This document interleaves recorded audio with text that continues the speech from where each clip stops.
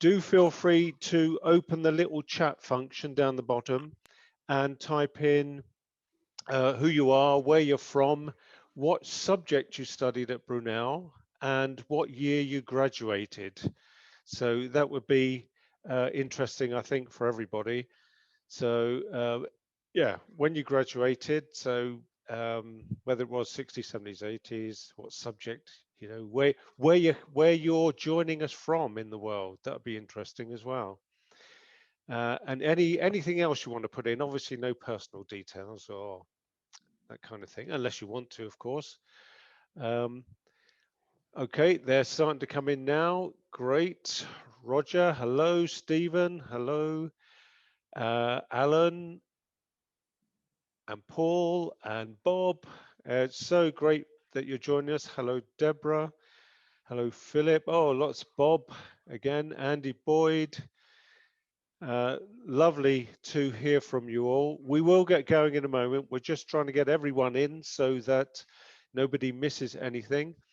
Lots of people joining us. Oh, look at this from Thailand, from St. Albans, I think someone graduated in electrical engineering, maths with management applications. Look at that, fantastic. Mech-Eng, yes.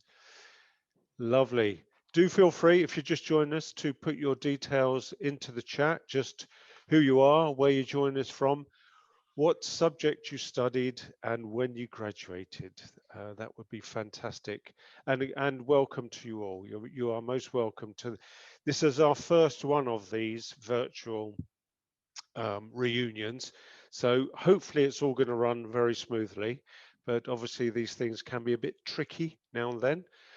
We've got lots of interesting people behind the scenes who are going to be taking you through the day or the morning, and we have got over 200 people from both the morning and the afternoon events, so that's fantastic. So people still coming in, I can see we've got 44 participants. Just going to give it about another minute or so, and then we'll get going, if that's okay with everyone. And do feel free to say hello to each other in the chat as well. And oh, Bob, haven't seen you in years. How are you doing? That kind of thing. Welcome to all of you joining us from Winchester, Australia, Hong Kong.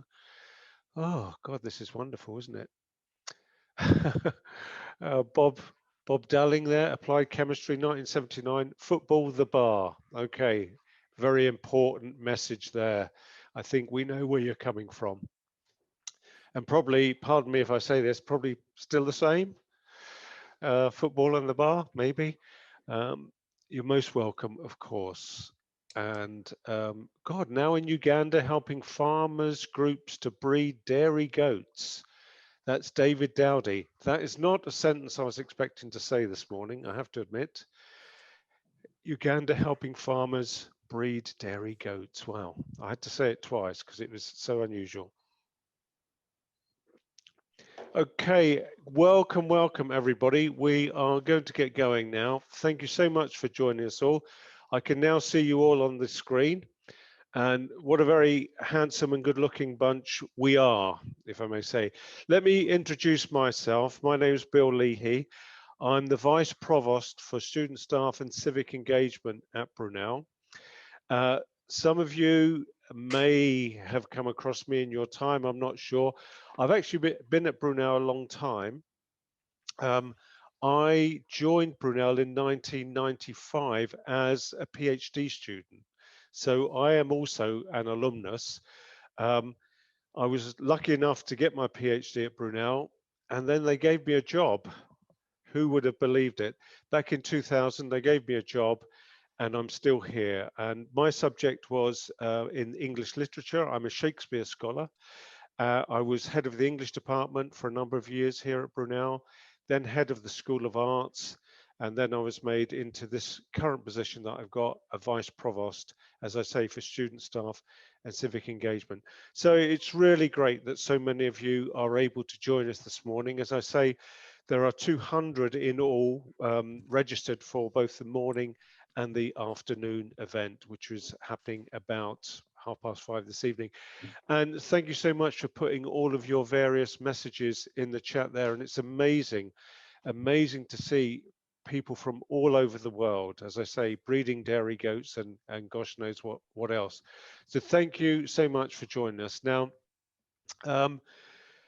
obviously, you'd expect me to say some kind of corporate message here about valuing alumni. I'm not going to do that, okay? I want to do just a kind of personal message, if I may, because I'm very, very involved with all aspects of the university. In some ways, I suppose, my main job at the university is trying to help or look after the culture of the university, that it's a good place to work for staff and that it's a good place to study for students. And so I'm very involved with many people at all different levels of the Brunel community, including alumni. And I have met and worked with a number of alumni over the years.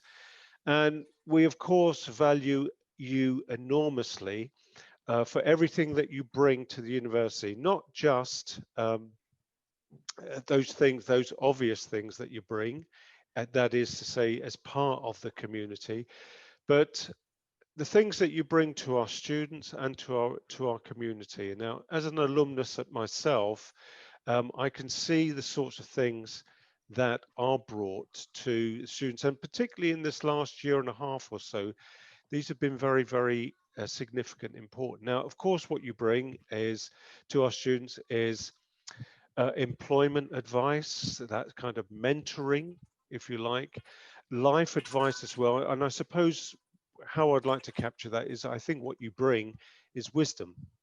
Wisdom of lives lived and all of the things that you've experienced that you can then help to pass on to our students who, and indeed, in some cases, onto our staff who, you know, who do not have that level of wisdom that you have, who are often at the very start of their careers. So that wisdom is really, really essential. And what you also bring, of course, is support, sometimes financial support through sponsoring scholarships. And something that's been absolutely crucial, it's always crucial, but in this last year has been so helpful, are helping with the student hardship funds. Now, like so many people, students have found it pretty difficult this last year, year and a half. Then they found it difficult in many, many ways. Of course, we've found it difficult as well, probably in slightly different ways. But for young people, the real feelings of isolation, of their lives being put on hold in many ways, and very real financial difficulties that many of the students at Brunel have faced. These are very, very real issues for our students. And the alumni have been so supportive in not just giving advice and support, emotional, employment, life advice, as I say, but also financial advice and financial support. And that has really, really helped our students enormously. Brunel, if I may say, Brunel has done fantastically well in looking after our students and staff during the pandemic. We have taken a safety first approach, you know, really. I don't know if any one of you have been onto the campus in the last year and a half. We've made it very, very secure. We've had 2 meters social distancing throughout. Obviously, a lot of the teaching has been online, which has pros and cons, of course. But I think we've done fantastically well, and that's mirrored in the very few number of cases, positive cases that we've had at Brunel. So if I may say, we're kind of proud of ourselves in many ways, and I think the students are very glad and are very happy about the way that we went about all of this. Anyway, so thank you so much to all of you for everything that you've done over this last year and a half. It really, really helps. Now, as I say, I've been at Brunel a long, long time, and it wasn't my first university. And for many of you, I can see in the chat, it was your first university, perhaps. And of course, you know, I think one of the reasons for being an alumni or an alumnus or an alumna is just what it brought to you there in those years of your life. And I felt the same about my first university. My first university was the University of Hertfordshire. At the time, it was Hatfield Poly. And of course, you know, looking back, it was amongst the best years of my life. I was single. Obviously, the best years of my life have been since I met my wife, who's not here, but I feel like she's everywhere, so I better say it. Okay. Obviously, those were the best years of my life. But being a student at Hatfield Poly, as it was amongst the best years of my life. Of course, the friends that I've got now, so many years later, I graduated as a mature student in 1989 there. Um, the friends that I have now, my best friends, are from that time. And so I value it for that reason. And of course, probably like many of you, for me, it was a total life changer. My not just there in my first degree, but then I went and did a master's at Essex and then a PhD here at Brunel. It's a total life changer for me. It really put direction into my life, and I suppose in many ways has defined how my life has gone.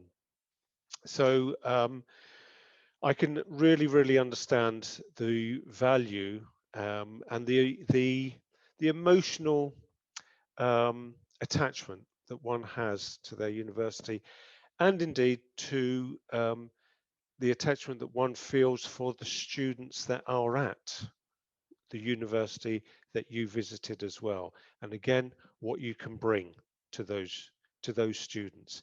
And students today, I suppose, are different in one big way from when we were students, if I may say, if I may include myself amongst you.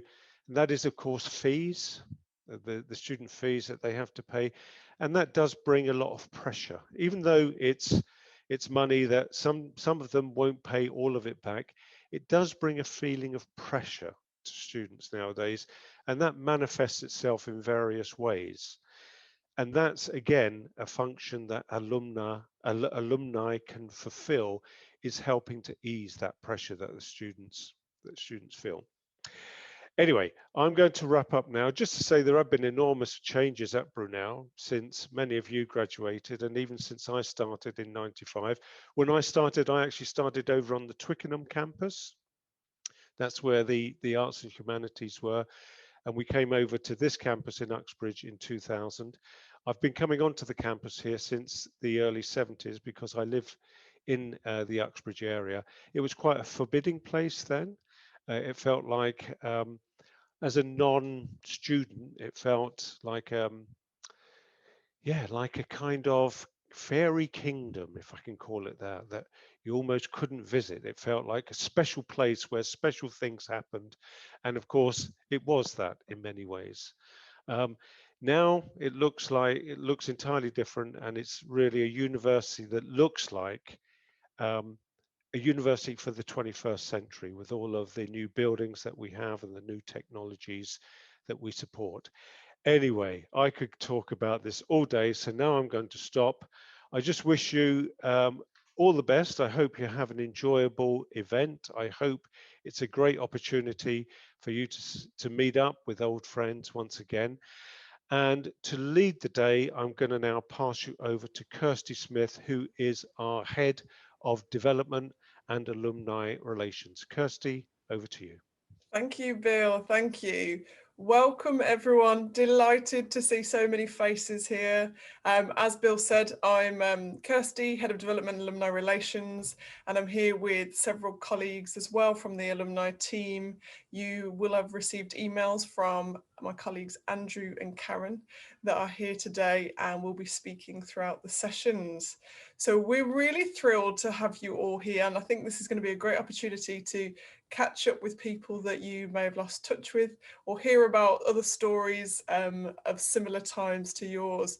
So I don't want to talk too much, and I want us to crack on with the day, because I know there's lots of people from the chat that are already looking forward to having conversations. So before we talk about the plan for the next hour or so, I'm going to pass over to our archives team. So Mandy and Phaedra are here, and they're going to show a bit of what Brunel used to look like and how it looks like now. I don't know how many people have been back to a Brunel campus since you left. Anyone raise your hands if you have? See any hands? A few little tinkling ones. Okay, lovely. I don't know how recently you were there, but let's have a look at some photos from old and new. So, Phaedra and Mandy, over to you. Okay, thank you, Kirsty. I'm just going to share my screen.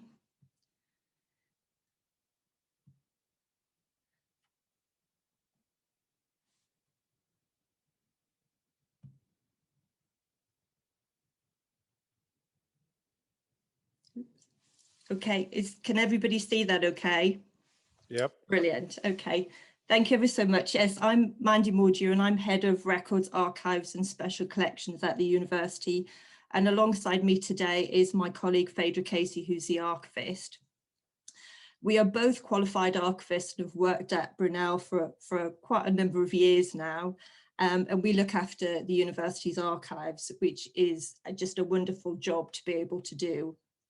We're absolutely delighted to be here today to give you a sort of virtual talk about the archives and to sort of provide some images of some of the items that we do hold. It's a bit whistle stop, I'm afraid. So if you would like to ask us anything as part of the presentation or later on after you've attended the event today, we've got some contact details at the end of the presentation where you can get in touch with us. But we would also like you to use the chat function as well. Bill jumped in before and got you to put in things that we were going to ask you to put in, but there are some other questions I'm going to sort of pop in as we go through that. If you'd like to put your answers in the chat function, that would be great. And any questions that you may have, because Phaedra is going to monitor them as we go through the presentation. Okay, so archives are collections of documents or records which have been selected for permanent preservation because of their value as evidence or as a source for historical or other research. So our archives include Brunel's own institutional archives, which chart our history from Acton Technical College, which began in 1928, through to Brunel College of Technology in 1957, and then finally through to Brunel University in 1966, when it was awarded its charter. And then further through with the merger with West London Institute of Higher Education in 1995. I've used an iconic image of the lecture centre to show the Brunel archives. And then we also have the Shoreditch College archives, which you can see at the top right hand. There is a picture of President's Hall. And this illustrates the history of the college's handicraft teacher training from its beginnings as Shoreditch Technical Institute in 1907 to the merger with Brunel in 1980. And this was the university's former Runnymede campus, which hopefully some people may be familiar with.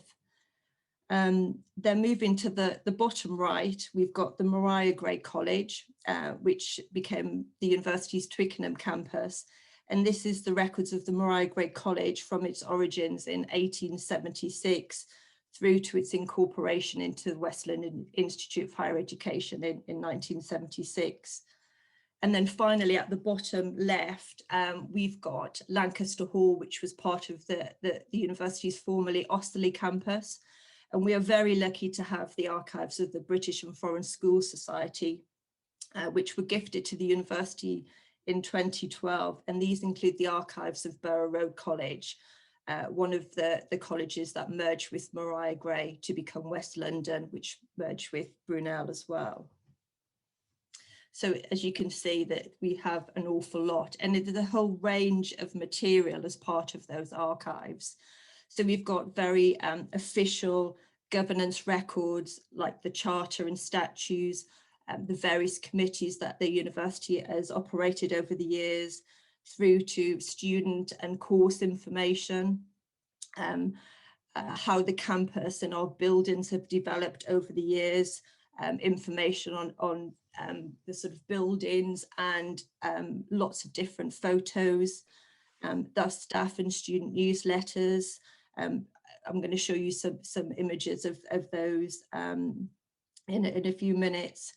Lots of press cuttings about how the university's developed, and also lots of staff and student photographs, maps and plans, lots of furniture as well, including, for example, our Shoreditch Memorial Lectern, and various clothing items such as student blazers, sporting caps, which are really lovely, and scarves as well. So it's a real mix of items. We use a sort of collection management tool called Calm, like a majority of other archive repositories. And today we've got something, well, just over 10,000 individual items listed on our system, many of which have images attached to them. This is available for everybody and anybody to view online, and it's available 24/7, so you can go in and have a look. Obviously, it only contains things that we've catalogued to date, and it doesn't contain lots of personal details, so you won't find yourself in there. But if you are interested in information about yourself, you can always contact us directly and we can do that. One of the things that we're most proud of recently was the launch of our Twitter account last year. It's something that we'd wanted to do for an awful long time. But last year, I think, really gave us the incentive to be able to do this, because we wanted to keep connecting with users and old users and new users about the items that are in the archive to make them come alive for people. And we'd love you to follow us. You may even see yourself, as somebody did last week, who was looking at the Twitter account that we've got. Okay, so we thought we'd cover and give you some images from the various decades that we've managed to pull together. But if you would like to use the chat function, we'd love to hear about memories that you have at your time at the university that we can look through. It was lovely to see everybody's name pop up earlier, and what courses you did and when you did it and where you are now. But did you know that Brunel's campus at Uxbridge was the first actual campus to be planned as a whole? It was outlined for a plan for the development of the college as early as 1962 by Richard Shepherd and partners, who were chartered architects. And during the 60s, a number of our buildings were completed.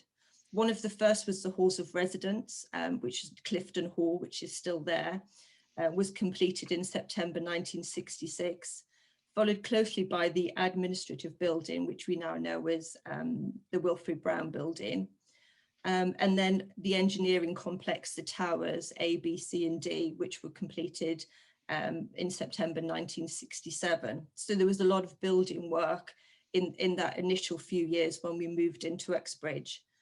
The first students that moved into Uxbridge in 1967, but most of the transfer of all the departments from Acton wasn't really completed until 1971. And I just wondered, were you one of those first students that moved into Uxbridge, into this new campus? On the slide as well is one of the first prospectus that we have for this time, and it lists the 15 courses leading to the award of BTEC. All of the courses were operated on a thin sandwich basis, a mode of education that we've pioneered and still continues for undergraduate students today. During that sort of first few sessions as well, we had a total number of 415 students started. It was the highest number of students to date and exceeded all our expectation. It was increased in September 1968 to 1,336. This was also the decade where we had our official opening of the university. As you can see there, on the 4th of July 1968, the marquee that we hired, which became known as the Air House, because it had to be continuously filled with air to keep it in the correct shape, was put up where the library building is now. And it was then later used again for the very first end of session degree ceremonies that were held on campus, where 200 students were presented for the degree of BTEC and DTEC. Moving on to the 70s, at Brunel, we've always had a very good sporting heritage, and our roots that go back to the very early days of Borough Road College in the late 1800s. And many of our staff and students have participated at the Olympics and many other competitions, both nationally and internationally. But we've also had lots of amazing clubs. I believe Brunel was the first to have a skydiving club in 1971. And our Brunel Ducks basketball team were the first university-run side to achieve being elected to the Basketball League in 1979. But I just wondered, what clubs were you members of? Was it something that you signed up and stayed with the whole of the time while you were at the university? It'd be interesting to see the range that people were involved in. Again, during this decade, a lot of other buildings were completed. A number of the labs, the biological sciences labs and the chemistry labs, were opened in late 1972, and also the sports centre, which was completed a year later and then officially opened in 1974 by Roger Bannister. The library was also completed in this time and officially opened by Henrik Ball. So as you can see, the campus was starting to develop quite well. And the records show that in September 1976, we had a total number of 3,574 students, 2,882 which were undergraduate and 692 that were postgraduate. So you can see where our numbers are growing. And then moving on to the 1980s, this decade started with the merger with Shoreditch Technical College, or College of Education, which was the university's former Runnymede campus. And the university would later merge with West London in 1975. It was during this decade that Brunel established a postgraduate research centre with Hillingdon Hospital, the hospital just round the corner, if you remember. And that's the partnership that we're still involved in today. Building work has also continued, and it is continued right up to the present day. But in the 80s, one of the other buildings that was opened that people might recognise is the Social Sciences building, which was completed in September 1982.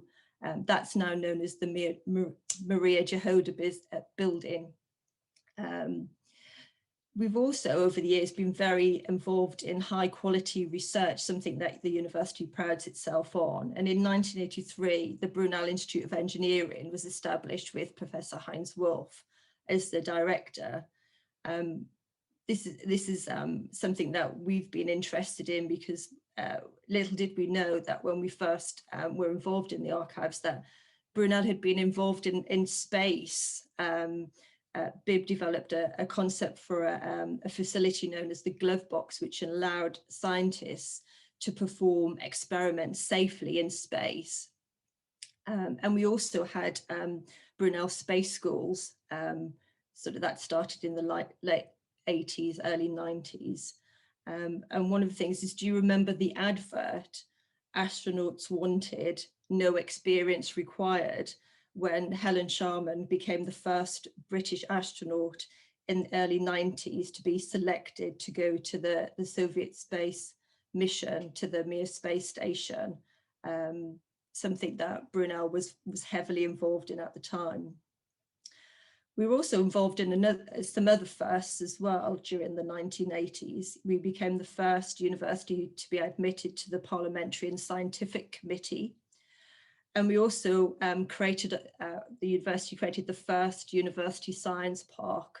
The buildings, which we now know as Russell, Elliott Jacks and Gardner, were formally opened in December 1986 by HRH, the Prince of Wales.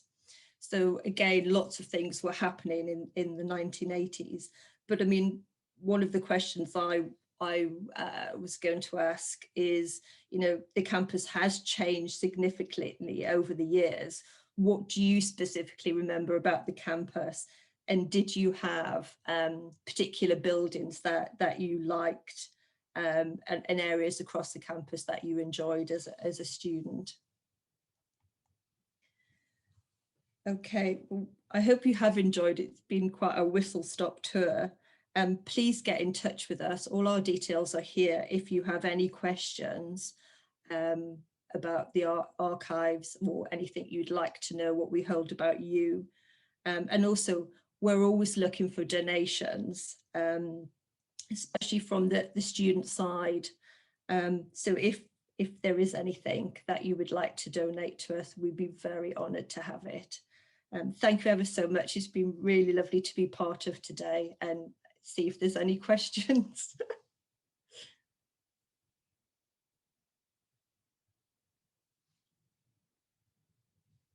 Stop sharing.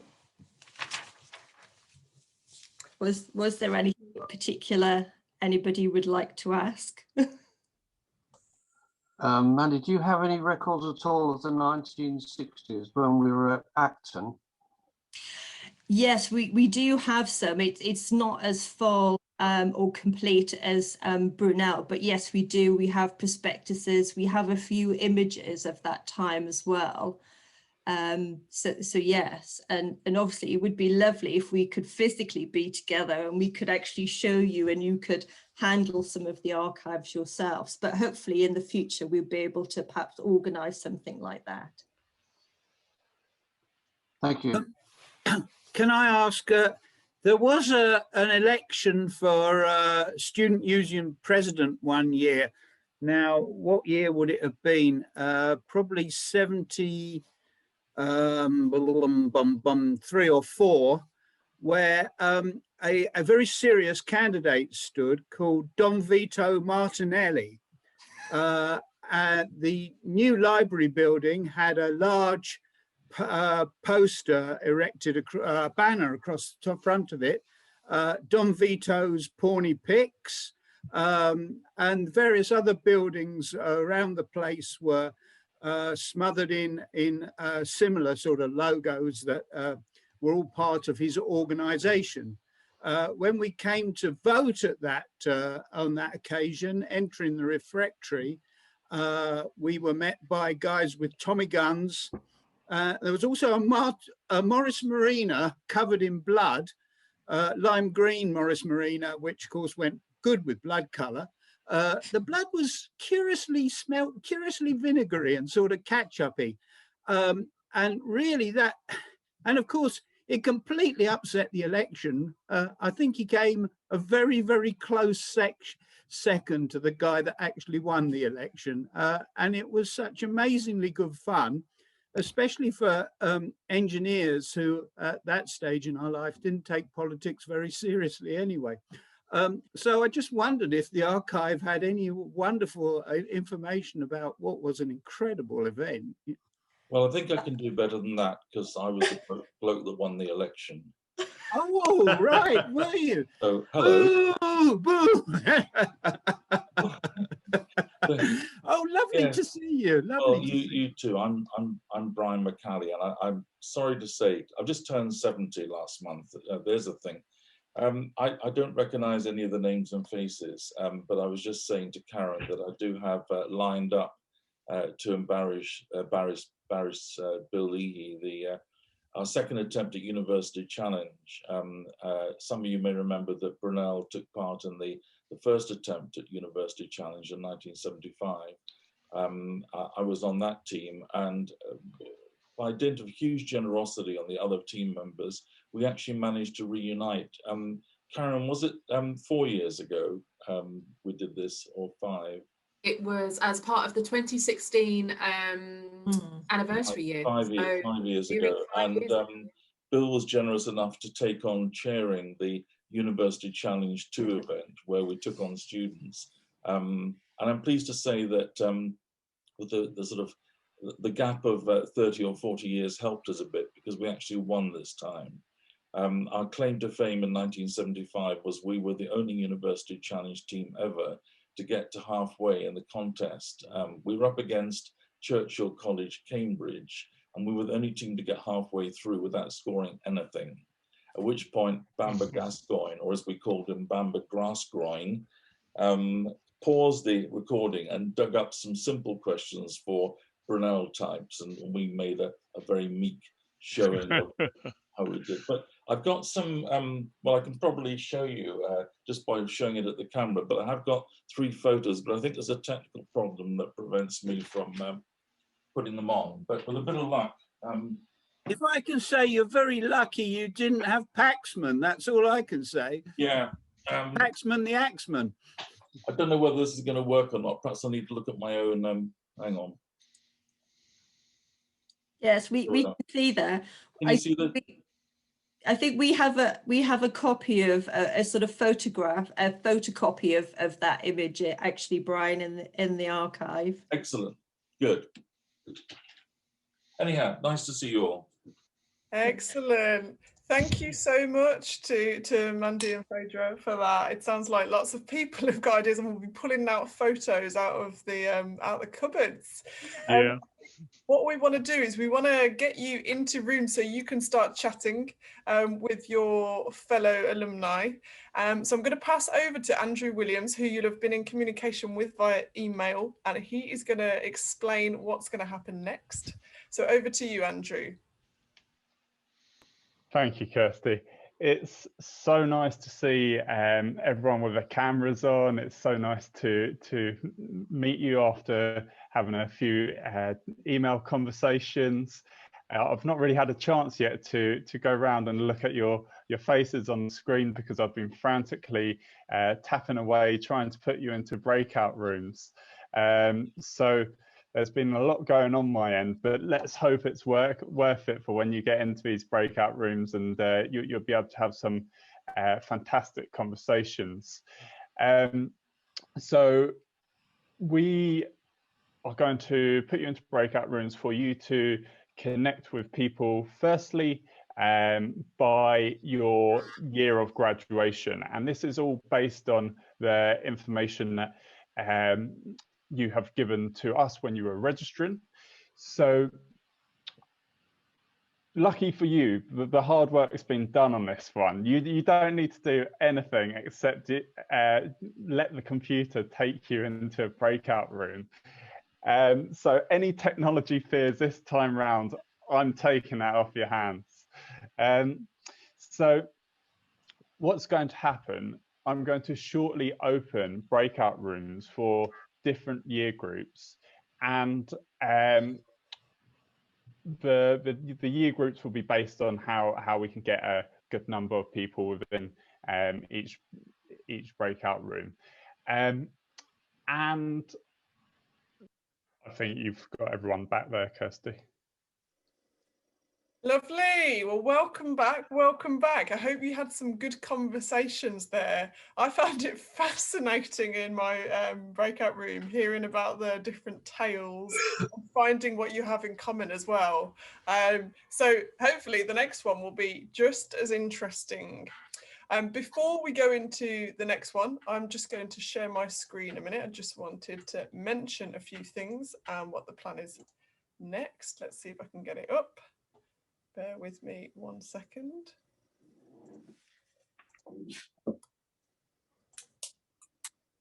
Okay, if you can see that. First of all, wanted to mention something we're doing at the moment. So we have opened nominations for Brunel Alumni of the Year. So we do this every year, but this year is a bit different. Normally there's only one alum of the year. This year we realized we just have too many excellent alumni that one award just didn't cut it. So we've moved it to 3. So we've got 3 categories, which is UK Alumni of the Year, we have International Alumni of the Year, and then a Recent Alumni of the Year, which unfortunately you guys won't fit into because those are people that have graduated in the last few years.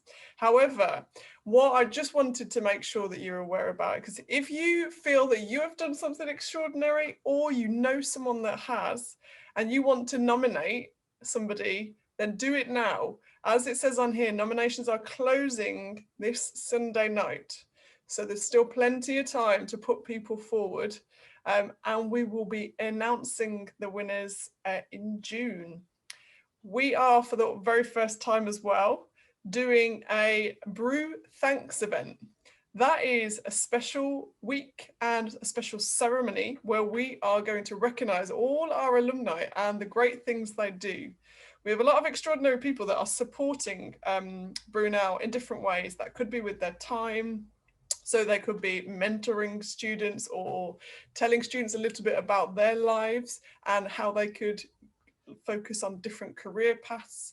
Or we have lots of generous alumni that are donating towards, for example, the Student Hardship Fund, or scholarships to make sure that young people that may not be able to get into higher education have that support to do so. So we want to recognise that. So watch out for that email coming into your inbox so you can join us when we also announce Alumni of the Year, and that will be on the 16th of June. The next thing I just wanted to mention before we go to our next breakout room is this. So I had to check with my colleagues on how to pronounce this because some of you may know better than I, but I think it's phytomining. And this, at Brunel, you may be aware, lots of research is happening. And this is a new research project on phytomining. And what is that? It's using plants to identify metal contaminants in gardens and allotment soils and to clean them. So the team here, and this is Lorna's Seeds, have been doing a trial, which they did last year with friends and family of Brunel. And now this year it's a larger trial. And so we want to invite you to participate. If anybody has, just all you need is a square metre of soil. That could be a garden, it could be an allotment, it could be some pots that you would look at planting the seeds in. And we would pay for all the postage, all the seeds, but you'd be part of this experiment to look at how we remove the metal contaminants of garden. So it'd be really interesting, and it would take place over a few weeks, and to look at what can grow, how we can do it, and then there will be reviewing and analysing those samples. So we want as many people involved as possible. It will then be going much wider, and the aim is to get it out to the world and help with this issue. So we will, when we send a follow-up email, we'll add that email address in. So you can email if you're interested in participating. Unfortunately, this is only for UK, people in the UK at the moment. Oh no, I'm sorry, whoever said oh, I'm sorry. But UK could be outside of the UK soon. At the moment, just in the UK, because that's the way it needs to be monitored, and then it will be taken elsewhere. But the email, if you're interested, is lornaseeds@brunel.ac.uk. And I can see there's a little error in that email address. So it shouldn't be 2 ACs. I will edit that and it will come out to you in a follow-up email. But who is Lorna, you might ask? Lorna Agliano works in Brunel's Experimental Techniques Centre on phytomining.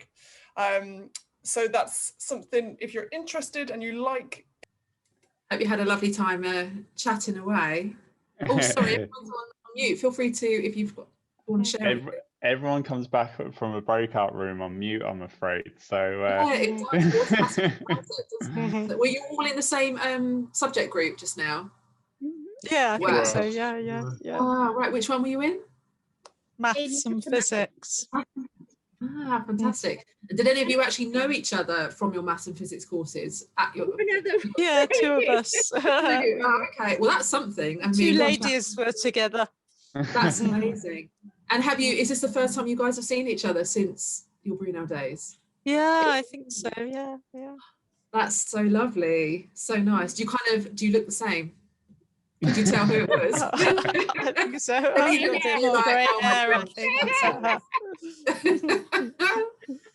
Otherwise, yeah. I think They we were still clearly look much pretty younger than the similar. rest of us anyway, I'll tell you. I don't know, you look less stressed than us. As it got younger, it got more stressful. I think you all look fabulous. It's so nice to have you all here as well, especially like to share all your memories and your funny stories. I can't tell you the things when I was in the 70 to 73 group earlier on, all the stories, the things that you guys did back then. It's just hilarious. Hilarious. I'm sure there's probably similar shenanigans that go on campus. Well, actually, do you know what? Maybe not as wild now. I think probably the wildest I don't thing. know. No. Well, I think like the wildest thing I've seen is someone putting a cone on top of the Brunel statue. I mean, maybe it's just my naivety. I don't know it's happening. It's a pity we can't share photographs here, but I dug a couple old ones out. But I love that you still have photographic evidence. I'm really glad that there weren't so many cameras in those days, mind you. Or social media, right? Yeah. You can share your photos on Zoom. So in future, get yourselves organised. Get your photos on the computer. No excuses. There we go. Okay, is everyone back? Let me just check my. Not yet. So I better not jump the gun. We had one, somebody at Hong Kong, Pak Kep, was it? And he doesn't appear to be back with us. Oh, here he is. I can see him. He's on my first screen. So Pak Lam's with us. So it looks like everyone's with us. So this is going to give us an opportunity to bring this all together and conclude. But we were actually just talking about photos before everyone joined back to the main room, and I thought whilst you went into your previous rooms, I thought, oh, wouldn't it be nice if we just had a screenshot of this meeting, just so that we can all kind of remember that we were here. Now, you don't need to be in the screenshot if you don't like. You can simply turn your camera off. But if you would like to be in the screenshot, I'm going to have to do 2 screenshots because I've got 2 pages of people. So if you don't want to be have a photo, then just keep your cameras off. But if you do, then maybe just give it a good old wave. Could you give us 10 minutes to get the makeup people in? Yeah. Well, no, not this time. We don't have that time, I'm afraid. But I'm going to take my first one. But you're all looking beautiful. Nobody needs any extra makeup. I've got it on already. Give a big wave. Big wave. Okay, I hope that worked. And I'm going to do one more on my other screen. So big wave again.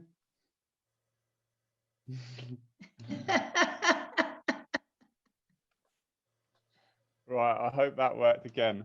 Okay, and just on the topic of photos, if you wanted to share your photos with the Brunel community, then we do have our very own online alumni platform, which some of you I know that you're on because I've seen your names on there. But if you enter www.brunelalumni.com into your internet, then you can come to our very own Brunel alumni platform, and I will send you that link after this event with a follow-up email.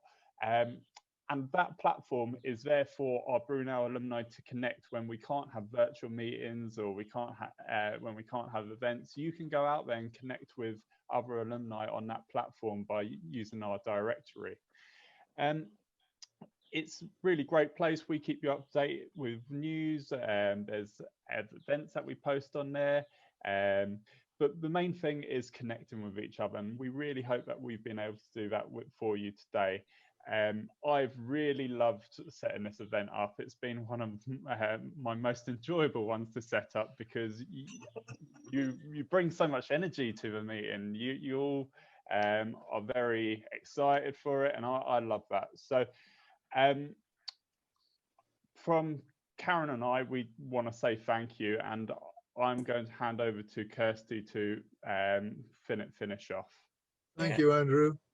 Thank you. Thanks, Andrew. Thanks, Karen. Thanks all the team that have been here. But thank you to you for joining us. What a delight it's been to hear your stories and hear you reminisce. I've learned a whole lot, that's for sure.